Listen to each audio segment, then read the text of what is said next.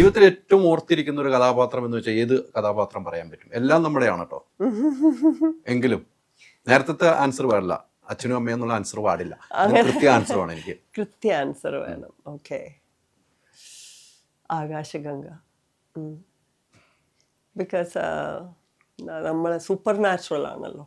Hard to എന്താ പറയുക, നമുക്ക് തന്നെ ഒന്ന് മനസ്സിലാക്കി മനസ്സിരുത്തി ഉണ്ടോ ഇല്ലയോ എന്ന് അറിയാത്ത കാര്യമാണല്ലോ നമ്മൾ ഈ അഭിനയിച്ച് ഫലിപ്പിക്കാൻ ശ്രമിക്കുന്നത്. രണ്ട് തരം വിശ്വാസമുള്ള കാര്യമാണല്ലോ. പ്രേതം ഉണ്ടെന്നും പ്രേതമില്ല, ആത്മാവുണ്ട് ഇല്ല എന്ന് വെച്ചാൽ അങ്ങനത്തെ ഒരു ഈവിൾ പവർ അതൊക്കെ കൊണ്ട്.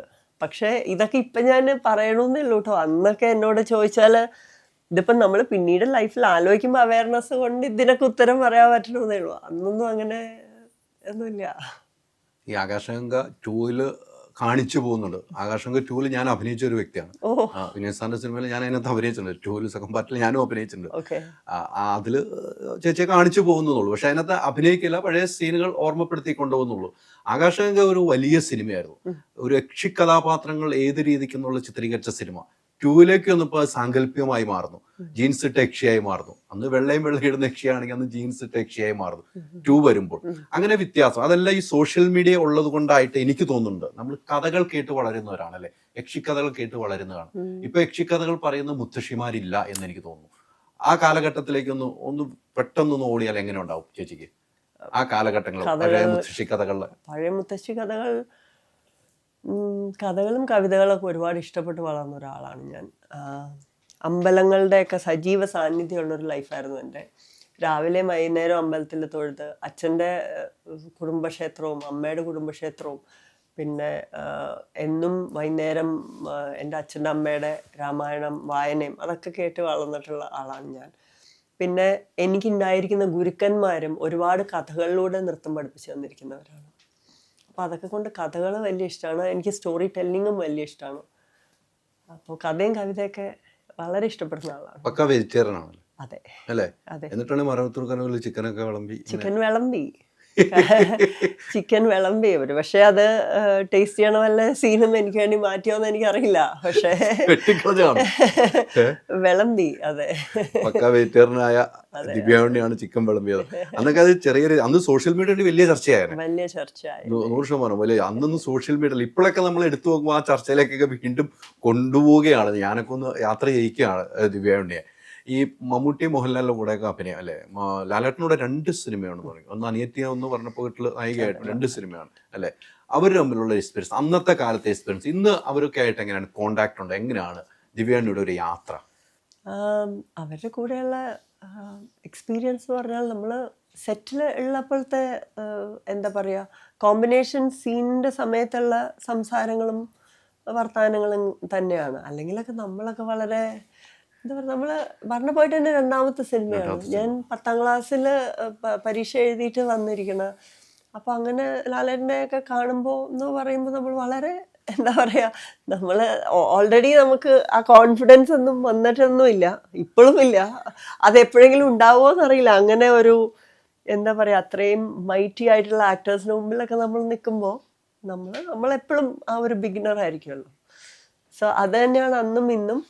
പിന്നെ എന്താണെന്ന് വെച്ചാൽ അന്നൊക്കെ ഇന്നും ഉണ്ട് സ്റ്റാർ ഷോസ് ഒക്കെ ഉണ്ടല്ലോ. അപ്പോൾ നമുക്കും അന്ന് കുറേ ഈ അമ്മയുടെ പ്രോഗ്രാം ക്യാമ്പുകൾ, അതൊക്കെ കുറേ ഇവരുമായിട്ടുള്ള ഇൻട്രാക്ഷൻസും റിഹേഴ്സൽസും അവർ കഥകൾ പറയുന്നതും ഗ്രൂപ്പായിട്ട് നമ്മൾ ആർട്ടിസ്റ്റുകളെല്ലാവരും ഒന്നിച്ച് അങ്ങനത്തെ ഒക്കെ കുറെ മൊമെന്റ്സ്. ഈ 2ാമത്തെ സിനിമയാണല്ലോ ഈ ലാലേട്ടന്റെ കൂടെ അഭിനയിക്കുന്നത്, ഉസ്താദ്. അല്ല, വർണ്ണപ്പോയിട്ടാണ്. അത് 2 സിനിമയിലും ഒരേപോലെ, ഒന്ന് അനിയത്തിയായിട്ടും നായികയായിട്ടും അഭിനയിച്ച് 2 നായികമാരിലെ പ്രാധാന്യമുള്ള സിനിമ.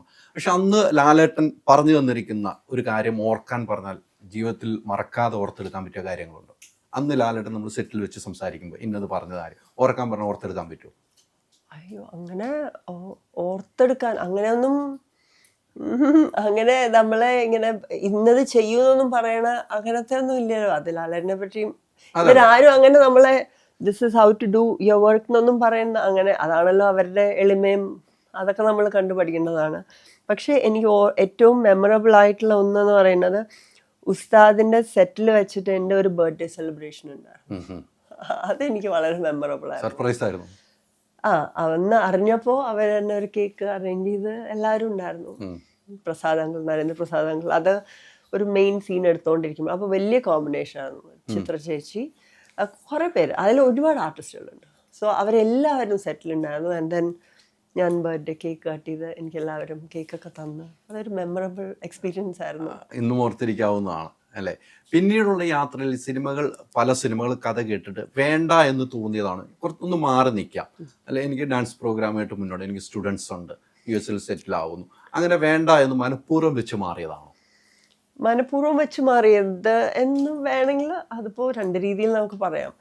നമുക്ക് മെയിനായിട്ട് ഡേറ്റിൻ്റെ ആണ്.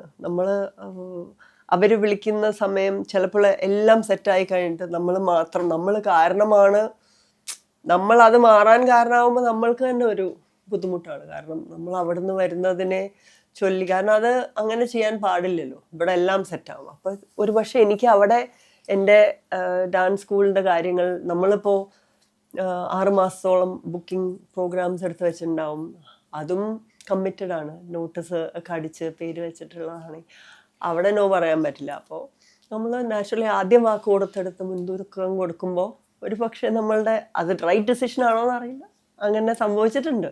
ഈ പല സിനിമകളും ഇപ്പോഴത്തെ കാലഘട്ടത്തിൽ പല സിനിമകൾ കാണുന്നുണ്ടല്ലോ, അപ്ഡേറ്റ് ആണെന്ന് എനിക്ക് തോന്നുന്നു. സിനിമകൾ അപ്ഡേറ്റ് ആണ്, അന്നത്തെ കാലഘട്ടമല്ല ഇപ്പോഴത്തെ സിനിമ എന്നുള്ളത്. ഒത്തിരി വ്യത്യാസമുണ്ട്, ആ ആർട്ടിസ്റ്റുകളുടെ ആണെങ്കിലും എല്ലാവർക്കും വ്യത്യാസം വന്നിട്ടുണ്ട്. അങ്ങനെ കാണുമ്പോൾ നമ്മൾ അന്ന് ചെയ്തു വെച്ച കഥ ഇനിയിപ്പം പുതിയ സിനിമകൾ കാണുമ്പോൾ എനിക്ക് ഈ വേഷമൊക്കെ ചെയ്താൽ കൊള്ളാവിടുന്ന് തോന്നിയ സിനിമകളുണ്ടോ? സിറ്റുവേഷൻസ് ഒക്കെ കുറേ വളരെ റിയൽ ലൈഫായിട്ടുള്ള, വളരെ ക്ലോസ് ടു റിയൽ ലൈഫായിട്ടുള്ള സിറ്റുവേഷൻസ് ഉള്ള സിനിമകളൊക്കെ കാണാറുണ്ട്. അപ്പോൾ ഇത്രയുമൊക്കെ ലെയർ പീൽ ചെയ്ത് വളരെ നമ്മുടെ എന്താ പറയുക പച്ചയായ ജീവിതത്തോട് അടുത്ത് നിൽക്കുന്നതെന്ന് പറയുമ്പോൾ അതിനെ എടുത്ത് കാണിക്കാൻ പറ്റുന്നതൊക്കെ നമ്മൾ ആ ഒരു സ്ക്രിപ്റ്റിൽ ഞാനിങ്ങനെ അതിശയിച്ചിരുന്നിട്ടുണ്ട്. ചെറിയൊരു സിറ്റുവേഷൻ സിനിമയാവുന്നുണ്ടല്ലോ ഇപ്പോൾ. അതെ അതെ അതെ അതെ അങ്ങനത്തെ ഒക്കെ കാര്യങ്ങൾ കാണുമ്പോൾ അത്തരം സിനിമകൾ ഓടുന്നുണ്ട്, വിജയമാവുന്നുണ്ട്. പിന്നെ അത് മാത്രമല്ല, OTT വന്നതിന് ശേഷം ഒരുപാട് സിനിമകൾക്ക് തന്നെ ഒരു വേദിയായിട്ടുണ്ട്, അത് പ്ലാറ്റ്ഫോമാണ്. ഒരുപാട് കലാകാരന്മാർക്ക് അതൊക്കെ കാണുന്നുണ്ട്, വളർച്ചകളൊക്കെ കാണുന്നുണ്ട്, എൻജോയ് ചെയ്യുന്നുണ്ട്. ഈ ഇപ്പം വാട്സാപ്പ്, അന്നൊന്നും ആ വാട്സാപ്പ് ഇല്ല, ഒന്നുമില്ല, ഓർക്കുട്ടൊക്കെ ആണെന്ന് തോന്നുന്നു അന്നത്തെ കാലത്ത് അല്ലേ? ഫേസ്ബുക്ക് അത് കഴിഞ്ഞിട്ടാ വന്നു. നമ്മൾക്ക് ഓർക്കുട്ട് കാലത്തിൽ ഓടിയ ആളുകളാണ്. പക്ഷെ ഇപ്പോൾ വാട്സാപ്പ് ഒക്കെ ഉണ്ട്. ഈ പഴയ ആളുകളൊക്കെ ആയിട്ട് ഒരു ബന്ധങ്ങൾ എങ്ങനെയാണ് സ്ഥാപിക്കുന്നത്? അങ്ങനെ എങ്ങനെയാണ് ദിവ്യാണി ഇപ്പോൾ? കുറച്ച് മോശമാണ്. നമ്മളുടേതായിട്ടുള്ള ഒരു റെസ്പോൺസിബിലിറ്റിയും കാര്യങ്ങളും അതിൽ ഓട്ടത്തിലാണ്. അതായത് ഇപ്പോൾ ഡാൻസ് സ്കൂളിന് തന്നെ ഒരു സ്കൂളല്ലേ, അതിനൊരു അജണ്ടയുണ്ട്. അപ്പോൾ ഓണം കഴിഞ്ഞാൽ ക്രിസ്മസ്, നവരാത്രി, ദീപാവലി, ക്രിസ്മസ് എന്ന് പറയണ പോലെ നമുക്ക് അതിൻ്റെ സീസണിൽ അതിൻ്റേതായിട്ടുള്ള പരിപാടികൾ. അപ്പോൾ ഈ ഒരു ഓട്ടത്തിൻ്റെ ഇടയ്ക്ക് ഹായ് ബൈ ഫ്രണ്ട്ഷിപ്സ് തന്നെയാണ്. പിന്നെ അവിടേക്ക് ആരെങ്കിലുമൊക്കെ വിസിറ്റ് ചെയ്യുമ്പോൾ കാണാറുണ്ട് അങ്ങനെ.